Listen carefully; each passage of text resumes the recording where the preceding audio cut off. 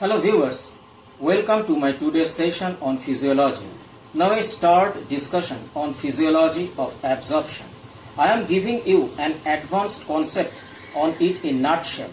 Absorption is a process which occurs after digestion. It occurs in small intestine and large intestine. Let's go through slides. The ingested food materials break down to small molecules by mechanical and chemical digestion, and then the small molecules become absorbed by the cells of small intestine and large intestine. The absorption process occurs through 5 mechanisms. Number 1, active transport. Number 2, secondary active transport. Number 3, passive diffusion. Then facilitated diffusion, and number 5 is endocytosis. I discuss about each mechanism in detail. The first one is active transport. Here the movement of substance occurs across the cell membrane from an area of lower concentration to an area of higher concentration. The cell membrane protein pumps this mechanism by utilizing ATP. The second is secondary active transport or co-transport.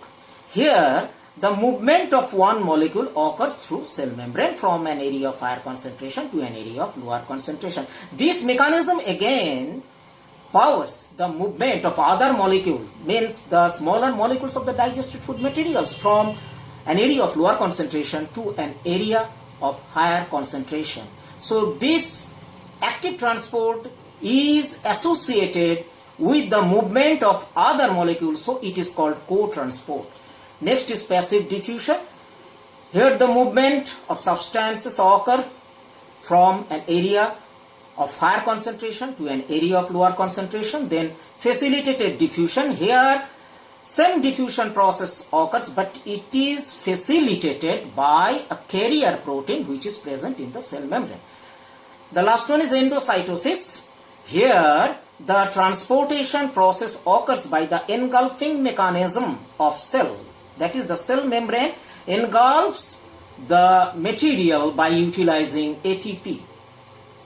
Now I come to the absorption route. First, the carbohydrate route of carbohydrate absorption.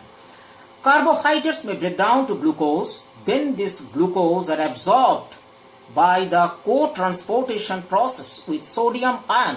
After absorption, it enters into capillary blood in villi of small intestine. Carbohydrates again may break down to galactose. This also undergoes absorption by the co-transportation process with sodium ion, and then it enters into the capillary blood in villi of small intestine. Carbohydrates again may break down to fructose. This fructose undergoes absorption by facilitated diffusion, and then it enters into capillary blood in villi of small intestine. Then I come to protein absorption. Proteins break down to amino acids.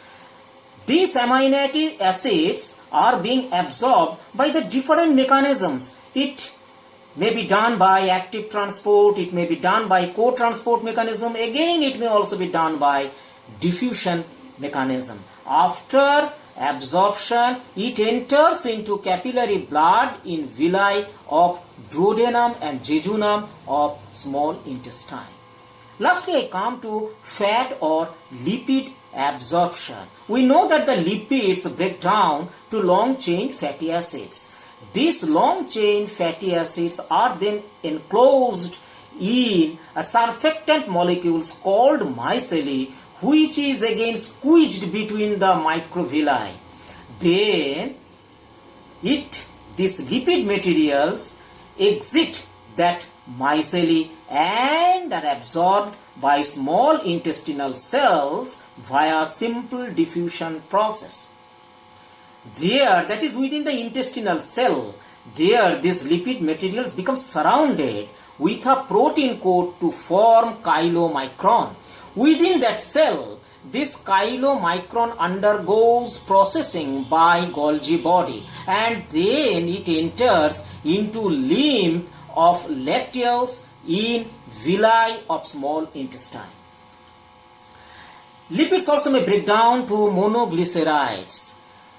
This also is enclosed in micelle, and just like the previous process, these lipid materials again come out from micelle and absorbed by small intestinal cells. via simple diffusion, and there it is again surrounded by a protein coat to form chylomicron. Then within that cell, Golgi body starts processing that chylomicron. After that, that processed material enters into the lymph of lacteals in villi of small intestine. Lipids also may break down to short chain fatty acids, but this is being absorbed by the process of simple diffusion. After that, it enters into capillary blood in villi of small intestine. Lipids also may break down to glycerol. It also undergoes absorption by simple diffusion process and then enters into capillary blood in villi of small intestine. Then I come to nucleic acid absorption. Nucleic acids break down to pentose sugar, nitrogenous bases, and also phosphations.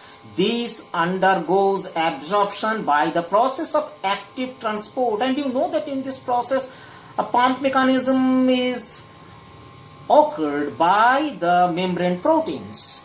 After absorption, these absorbed materials enter into the capillary blood in villi of small intestine. And in this figure you see that this is a large intestine. In this large intestine, the absorption of ions, water, minerals, vitamins, and also organic molecules occur. This is all about the physiology of absorption. I hope now it is clear to all of you. Thank you.